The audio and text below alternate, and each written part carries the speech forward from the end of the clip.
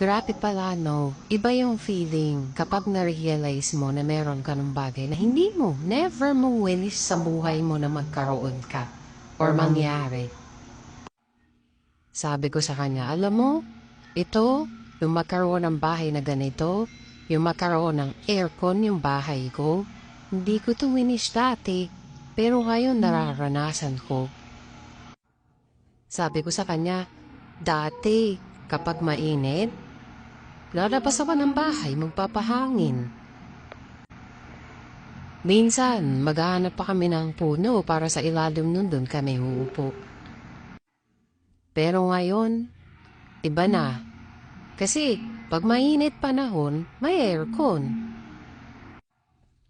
Sabi ko sa kanya, sana magsikap kayo, paglaki nyo hanggang sa tumanda kayo para yung mga bagay na nasimula namin maibigay sa inyo ngayon, hindi mawala sa inyo. So, ayun nga pala yung aircon namin dito sa sala. Ayun lang, the end.